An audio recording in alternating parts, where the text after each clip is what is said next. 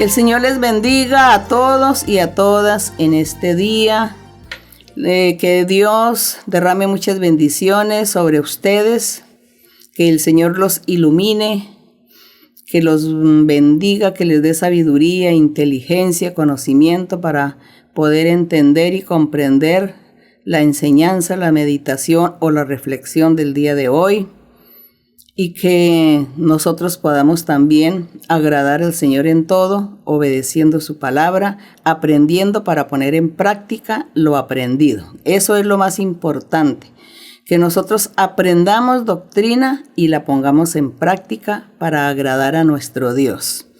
El día de hoy pues voy a contestar a algunas preguntas que los hermanos, yo supongo que son personas recientes en la iglesia que me hacen estas preguntas, porque los hermanos antiguos de la iglesia yo sé perfectamente que ya ellos dominan estos temas, ellos ya saben y conocen sobre todos estos asuntos que voy a mencionar.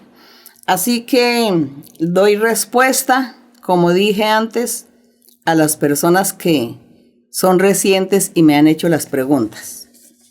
Y en la primera pregunta, alguien me dice, es necesario decir, nos vemos mañana si Dios quiere.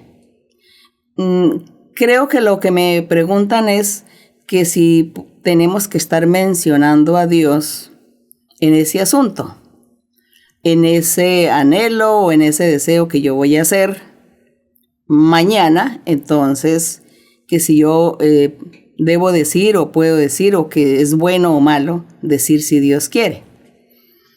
Si nosotros tenemos negocios, si nosotros tenemos viajes, compromisos importantes en la vida, anhelos en la vida, deseos de muchas cosas grandes en la vida, pues para todos sí realmente nosotros tenemos que mencionar que si es la voluntad de Dios, nosotros podremos viajar o podremos negociar, o que mañana nos vemos mañana para realizar tal negocio o para presentarnos en una reunión o en un proyecto, bueno, lo que sea.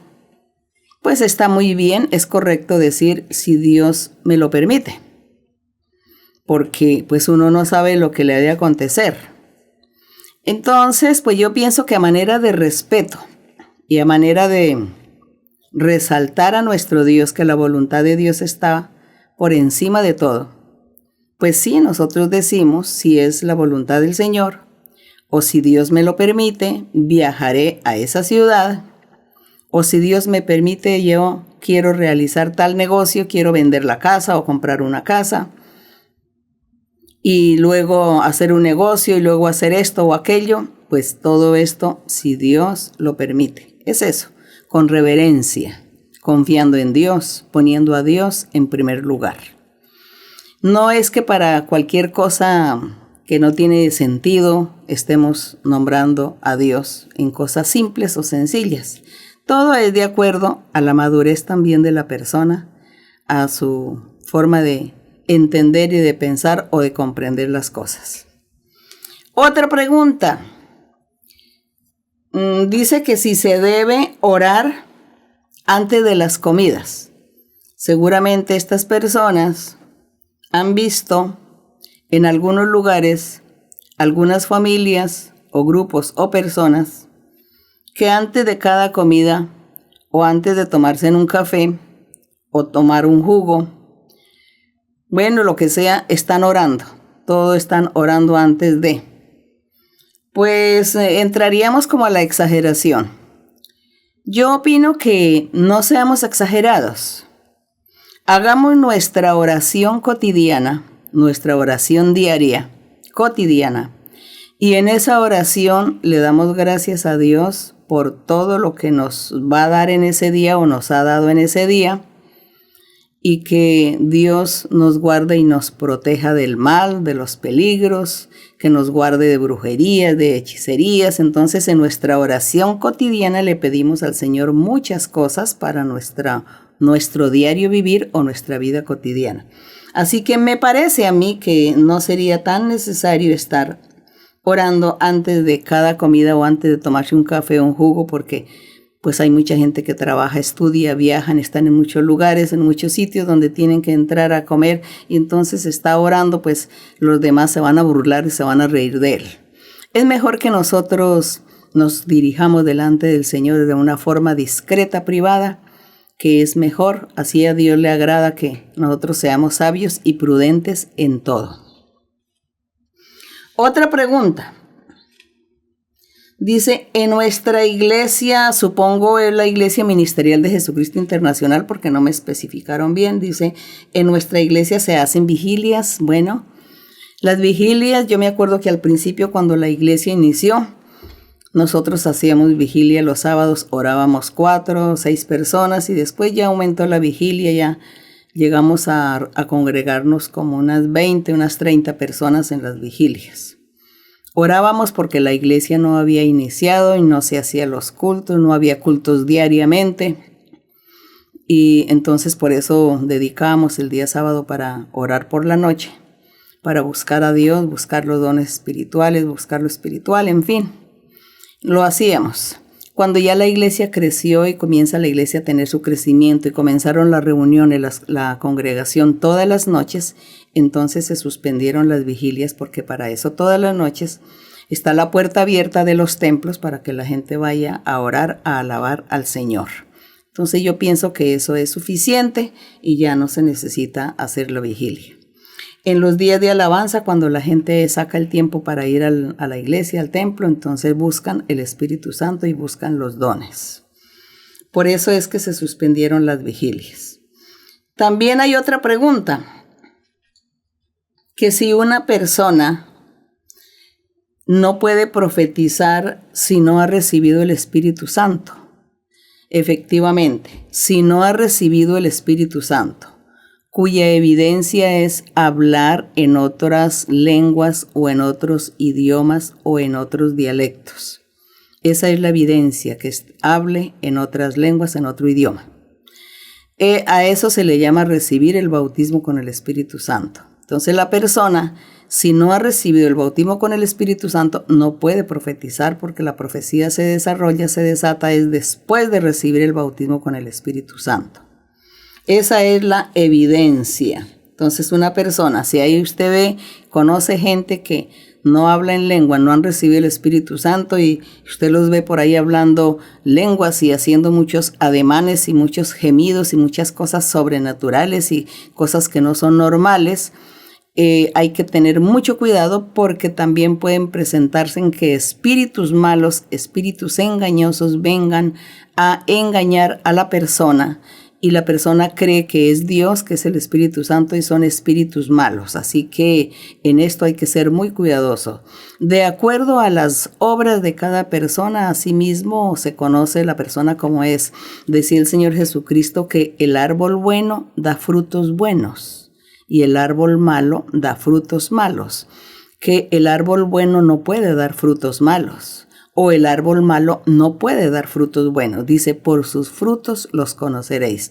Así que cada persona que esté hablando en lenguas hay que mirar sus frutos, hay que mirar su testimonio, su ejemplo. Si es una persona cuerda, que sabe razonar y sabe la doctrina, tiene el conocimiento del Señor, y verdaderamente mirar que esas lenguas o eso que está hablando sea algo de Dios. Pero en este caso es la profecía, que de pronto esta persona puede resultar profetizando y es un espíritu engañoso, entonces, que lo ha poseído, porque esa persona no ha recibido el Espíritu Santo. Entonces, esto es asunto más bien de que ustedes hablen con sus predicadores, hablen con las personas antiguas de la iglesia, gente que profetiza, gente que es madura, que saben y tienen conocimiento en la iglesia, y que les enseñen. Y ustedes tengan mucho cuidado, no se dejen engañar del diablo. Pregunten siempre, porque el diablo está ahí listo a engañar a la gente, sobre todo en este tiempo de la pandemia, que no los templos han estado cerrados, sino la congregación no se reúne, entonces no hay quien le enseñe a quién. Así que ustedes sean cuidadosos en su vivienda, en su casa, cuando estén orando. Cualquier cosa que usted sienta o viva o cualquier experiencia anormal que usted crea, es bueno que usted pregunte a sus pastores, a los predicadores, les pregunte. O bueno, pues también de pronto me escriben y me cuentan para yo orientarles. Hay otra pregunta, que si se pueden recibir los dones espirituales a través de profecía e imposición de manos. Según la pregunta, entiendo que si alguien le impone manos a otro, que en ese momento en la imposición de manos, si se pueden recibir dones o imposición de manos, la persona que recibe la imposición de manos recibe los dones. Sí, eso es así, porque recordemos que el apóstol Pablo le decía a Timoteo que tenía que trabajar sus dones y su don que Dios le había dado y el ministerio que Dios le había dado a él, que se lo había dado mediante profecía a través de la imposición de manos. Entonces, en medio de la imposición de manos se reciben sanidades, liberaciones, se reciben dones, muchas cosas se reciben a través de el don de la imposición de manos. Así que eso está correcto. Otra pregunta. Dice, ¿por qué los apóstoles no tuvieron riquezas materiales como los antiguos? Ejemplo, Salomón, Jacob, Abraham, José, Job, también que fueron personajes, hombres ricos. Y dice que ¿por qué los apóstoles no?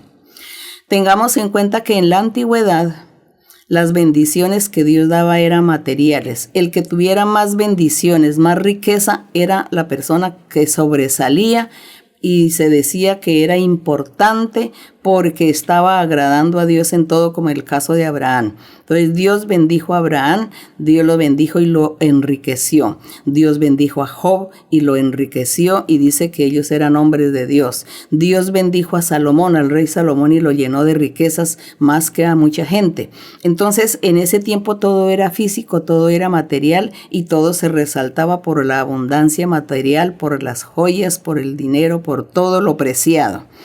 Así era como se resaltaba la grandeza, la bendición y la prosperidad que Dios le daba a los hombres. Luego en el Evangelio de nuestro Señor Jesucristo, como es espiritual ya son las cosas espirituales y el Señor Jesucristo entonces ya enseñó que ya no era tanto la abundancia material y que la gente no se preocupara tanto por buscar la abundancia material ni por hacerse rico, sino que buscara la riqueza espiritual, que era la mejor, que buscara la vida eterna, la vida espiritual, que eso era mejor que no las demás riquezas físicas y materiales de la vida, que al fin y al cabo eso no condujo a nada bueno. Entonces el Señor como que le da un vuelco ya a esa forma, al sistema. Así que el Señor ya comenzó a decir, no, es mejor que usted sea rico espiritualmente, que usted sea rico, pero que su riqueza esté en la vida eterna, no en este mundo. Entonces, por eso es que los apóstoles, cuando comienzan a predicar el Evangelio, pues el Señor les no demostró al mundo la importancia de los apóstoles con sus riquezas materiales físicas, sino que le mostró al mundo que los apóstoles eran seres importantes con una riqueza espiritual, es decir, los dones, los prodigios, los milagros que Dios hacía a través de ellos. Esa era la importancia, la riqueza espiritual. Por lo demás, el Señor decía, no se preocupen que a usted no les va a faltar nada, así como los pajaritos, como las aves, que ellos no trabajan y Dios no les falta con su comida. Asimismo a ustedes, Dios nunca les va a faltar a usted con lo necesario, pero eso sí, busquen la riqueza espiritual, que es la importante, porque en la antigüedad todos tenían riqueza material, pero no tenían la vida eterna y hubo un error, un fallo en esa etapa de aquel tiempo en que nadie se salvó. Y las riquezas no salvaron a la gente. Hoy, entonces, nuestras riquezas es nuestra vida espiritual, los dones, los valores, las cualidades y las virtudes espirituales. Eso es lo que vale hoy. Eso es más rico o más importante que cualquier millones o muchos millones de dinero o de joyas o de lo que sea en el mundo. Toda la riqueza espiritual, esa es la diferencia. Por eso el Señor hoy no es que sea pecado tener riqueza, sino que Dios dice, no pongas el corazón en las riquezas físicas materiales, pon el corazón en la riqueza espiritual. Eso es lo que vale, porque eso te dará vida eterna. Bueno, hay otra pregunta que me hacen y eso es un joven. un joven que me escribe y me hace unas preguntas, dice que si es malo, que si eso es pecado, que Dios cómo ve, por ejemplo, ir a plazas de toros, a la plaza de toros allá de España, a las corridas de toros, lo que llaman. Bueno, yo diría, pobrecitos los toros, pobrecitos los animales. ¿Saben que yo no iría a eso? A mí me da nervios y angustia y me da pesar con el animal. No voy allá. Pero la Biblia no habla de eso. Pero nosotros mismos por conciencia nos damos cuenta que eso no es bonito. ¿A usted le parece bonito que estén allá en esos corridos de toros ahí que llegan y le entierran una espada al pobre animalito y se ponen a jugar con el animalito y el animal sangrando? Y no, eso no, yo no soy capaz de mirar eso. Las galleras, las peleas de gallos en algunos países, pueblos, acostumbran a peleas de gallos. Yo tampoco soy capaz de mirar. La Biblia no me dice que sea pecado o no, no menciona esto, pero yo no voy a esos lugares. Yo no miro eso, porque pobrecitos los animales. Es eso. Esa es mi manera de pensar. También dice, ir a los casinos allá donde la gente se va a jugar su dinero. Esos son vicios también. Entonces la gente se le mete ese vicio de estar en el casino jugando su dinero y perdiéndolo. Pero como se le convirtió en un vicio, entonces a él no le importa perder y pierde hasta que quedan arruinados. ¿Saben que yo tampoco hago eso? No, a mí mi dinero yo lo guardo. Yo no voy a ir a regalar mi dinerito por allá ni que se me pierda, no. Yo mejor lo gasto en otra cosa más importante y no estoy allá exponiéndome a perder lo que no tengo. Entonces, pues yo no voy. Pues la Biblia no menciona eso, pero mi conciencia y mi lógica me enseña pues que yo no debo estar en estas cosas. Conciertos, que sí, eso de ir a los conciertos, que escuchar que la música, que el rock, que el reggaetón, etcétera, etcétera. ¿Saben que a mí no me gusta eso? No, eso a mí no me gusta. Ir por allá a todos esos lugares, por allá donde hay muchos tumultos de gente, donde hay tantos peligros. No, que lo pisoteen a uno, que lo empujen a uno y a oír que un poco de ruidos, un poco de cosas. No, yo no. ¿Saben una cosa? A mí como que el apetito se me quitó de todo eso y a mí no me gusta escuchar, ni que me inviten, ni que me regalen a mí los boletos, yo no voy por allá. Estaría más tranquila escuchando una música clásica, suave, una música de violín, bueno, de alguna orquesta, algún vals. Bueno, escuchando hay otra clase de música tan bonita para el alma o para el espíritu, para animarse uno, oír, ver la naturaleza, contemplar el mar, contemplar lagos, los árboles, el viento, las flores. Hay tantas cosas tan hermosas que eso sí me llama la atención. Pero eso del rock y del reggaetón no. Yo no estoy diciendo será pecado o no será pecado. Esos son sus conciencias, su manera de ser de usted, de pensar. Yo por lo menos cuando conocí al Señor, cuando conocí la Biblia, me ha dado deseos, es más bien de conocer más de Dios y de agradar a Dios y de hacer cosas sanas, cosas que no vayan a mover o a incomodar mi espíritu, mi conciencia. Eso es lo que yo hago. Así que yo no les voy a prohibir a ustedes, ni tampoco les voy a aplaudir, solamente sus conciencias y los gustos de cada persona. Pero como a mí me interesa tanto buscar lo del Señor y buscar lo espiritual, agradar al Señor, hacer otras cosas más bonitas, entonces yo me aparto de todo eso y no me da deseos ni apetito de estar en esos lugares ni oír esa clase de música. Muy bien, es que estas son mis maneras de pensar y de lo que yo siento también, porque realmente pues en la Biblia nos habla es que nosotros nos apartemos de tantas cosas que pueden perjudicar nuestra vida espiritual o pueden perjudicar y dañar nuestra paz espiritual, nuestra paz interior, y que nos apartemos de eso. Y realmente que todas estas cosas, pues eso sería lo único que harían, apartarnos a nosotros de tener más bien ese fervor y esa alegría y ese gozo de estar en el Señor y más bien de cantarle al Señor, de alabar al Señor, que eso sería lo mejor. Bien, la última pregunta dice, la iglesia, entiendo yo que nuestra iglesia ministerial de Jesucristo Internacional, dice la iglesia cómo ve los acuerdos matrimoniales. Es decir, eso de separación de bienes, entiendo yo, separación de bienes, que la gente se casa y que hacen separación de bienes para que ella tenga sus bienes materiales que heredó de sus padres, de su familia, o bienes materiales que formó una gran fortuna durante su vida y tiene sus empresas, su trabajo, sus industrias, o él también de pronto tiene herencia de sus padres o tiene su empresa donde tiene su dinero, su trabajo, su esfuerzo. Entonces luego resuelve casarse, tener pues una compañera, ¿no? Tener una pareja. Entonces que ellos hagan estos acuerdos. La Biblia no menciona nada de estas cosas, si será malo, si será bueno. Yo pienso que la gente debe ponerse de acuerdo y cada uno ha luchado su trabajo en la vida, pues cada uno disfrute de su trabajo que ha luchado, que ha trabajado, que ha logrado en la vida. Y trabaje y tenga lo suyo y que nadie venga a robarle ni a quitarle lo suyo. Entonces, si usted es una mujer ya adulta que ya tuvo sus hijos y que ya tuvo su matrimonio y que tuvo sus hijos y que después quedó viuda o se divorció, no sea hombre o mujer, y después entonces encontró una pareja, pero resulta que había amasado una fortuna en su vida por causa de su esposo o su esposa, el primero que tuvo, la primera que tuvo, o que fue una herencia de su familia, bien sea el hombre o la mujer. Y entonces va y encuentra otra pareja en la vida y quieren vivir juntos. Se aman y bueno, y quieren estar porque necesita la compañía, que por el amor, que por esto, lo otro. Entonces ustedes hacen un acuerdo mutuo.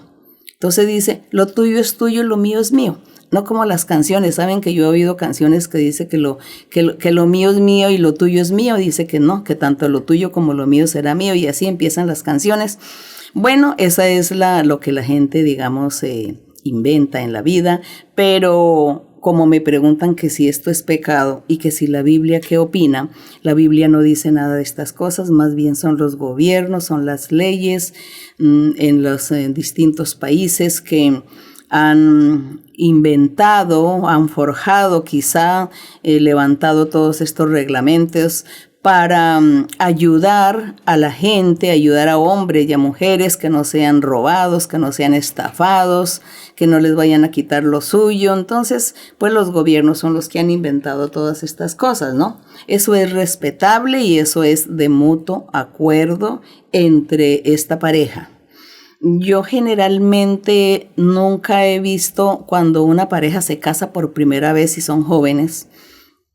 Los jóvenes que se casan por primera vez, como ellos la mayoría no tienen fortunas, entonces ellos no piensan en estos acuerdos. Ellos solamente piensan que están enamorados y que se van a casar y que van a formar un hogar. Entonces ellos se casan, forman su hogar, tienen sus hijos y la fortuna que amasan ahí en adelante, pues es de los dos. Así sea que ella trabaja más que él o así sea que él trabaja más que ella, pero amasan una fortuna, entonces pues es de los dos y de sus hijos. Pero nosotros vemos estos acuerdos más bien es de la gente adulta. Todo es respetable y a cada persona no está ofendiendo ni pecando delante de Dios por hacer estas cosas. Como digo, la Biblia no menciona esto. Bien, espero, mis queridos hermanos y hermanas, que ustedes hayan comprendido, y las personas nuevas, porque yo sé que es gente reciente los que me hacen estas preguntas. Espero que me haya hecho entender y que ustedes pues queden tranquilos con sus preguntas que me hicieron.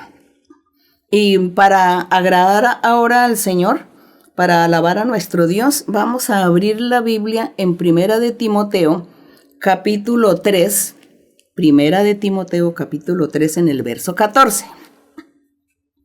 Pero si usted no ha encontrado rápidamente, yo voy a leer y usted pone atención a la lectura. Primera de Timoteo 3:14. Esto ya lo hacemos para darle la honra y la gloria a nuestro Dios.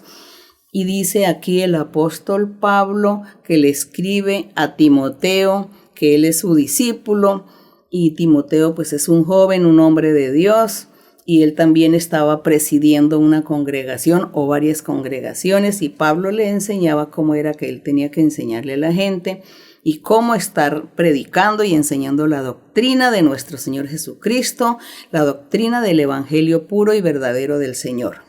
Entonces Pablo le dice a Timoteo, esto te escribo, Timoteo, aunque tengo la esperanza de ir pronto a verte. Bueno, entonces Pablo quería verlo pronto, pero dice, esto te lo escribo, para que si yo tardo en ir a verte, si tardo, sepas cómo debes conducirte en la casa de Dios, que es la iglesia del Dios viviente, columna y baluarte de la verdad. Entonces dice qué hermoso es, que dice que la congregación es la casa del Dios viviente.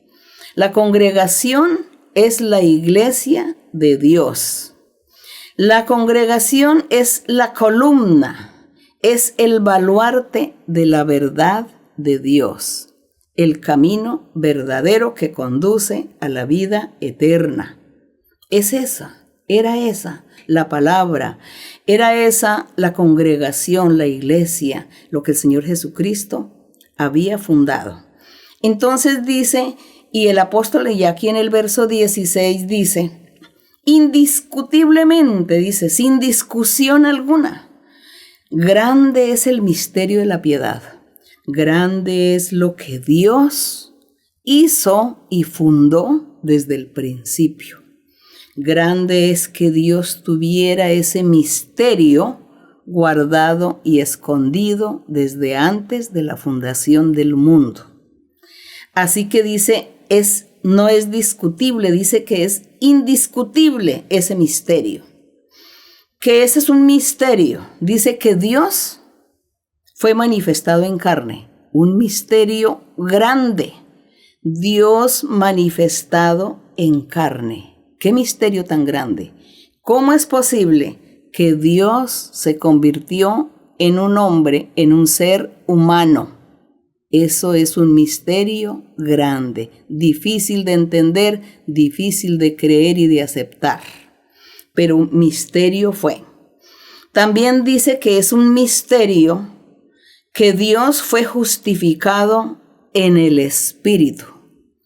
Es decir, que el Espíritu de Dios siempre estuvo hablando por boca de todos los profetas, diciendo que nuestro Dios se estaría convirtiendo en ser humano, vendría a la tierra y estaría con los hombres.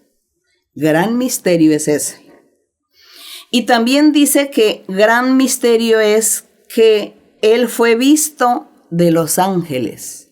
Este misterio escondido, refiriéndose a Dios cuando se convirtió en un hombre, en un ser humano, llamado Jesús de Nazaret. Y dice que ese ser humano llamado Jesús de Nazaret es un misterio muy grande y que fue visto de los ángeles. Los ángeles le servían, los ángeles estaban constantemente al lado de él, sirviéndole de día y de noche, sirviéndole en espíritu y también sirviéndole en persona como humano que él estaba comportándose en ese tiempo. ¡Qué misterio tan grande! También dice que fue predicado a los gentiles, después que al principio Dios había levantado un pueblo que era el pueblo de Israel, y Dios solamente tenía ojos para el pueblo de Israel y solo tenía promesas para el pueblo de Israel. Entonces dice que también fue predicado a los gentiles, a las demás naciones, y a eso también se le dice que eso es un gran misterio escondido. Y dice que fue creído en el mundo. Dios, cuando se hizo hombre en la persona del Señor Jesucristo, fue creído también en el mundo. Mucha gente creyó en él. Muchos de los judíos del pueblo de Israel creyó en él, y también todos los gentiles han creído en él y creerán en él siempre. Y que también fue recibido arriba en gloria. Entonces nuestro Dios, después de que se convirtió en ese ser humano y bajó a la tierra, estuvo con los hombres, estuvo allí, que los ángeles le servían, que el Espíritu de Dios hablaba de él, que el mundo creyó en él porque vio sus milagros, señales, prodigios. Luego de eso dice que fue recibido arriba en la gloria nuevamente ante los ojos de muchos. Eso es el misterio escondido, ese es el misterio de la piedad, del piadoso, del pío, del que hizo obras y cosas buenas. Nuestro Dios se hizo hombre. Qué misterio tan grande, y la honra y la gloria sea para nuestro Dios. Engrandecemos al Señor y le damos la honra. Y le pedimos a nuestro Dios, vamos a orar, vamos a pedirle a nuestro Dios que nosotros podamos valorarlo, que podamos amarlo, respetarlo, adorar al Señor, venerar a nuestro Dios. Cuán grande es Él, cuán misericordioso es nuestro Dios. Él es el Santo, el Poderoso. Él se humilló haciéndose un hombre común y corriente. Estuvo con los hombres, estuvo en la tierra y se manifestó. Y los apóstoles, los primitivos, vieron su gloria y fueron testigos porque vieron con sus ojos materiales físicos la presencia de este ser misterioso, de este misterio de la piedad. Sí, Padre Santo, porque todas estas cosas pasaron en aquel tiempo. Y nosotros hoy también te vemos con nuestros ojos espirituales. Te sentimos en nuestro corazón, te sentimos en nuestra vida, Señor. Gracias, Padre mío, gracias, Señor, por este misterio escondido. Gracias, Señor, por tu misericordia, tu palabra, tus promesas y por el cumplimiento de las mismas. Gracias, eterno Dios, porque estamos delante de tu presencia, somos escogidos, somos privilegiados, mi Señor.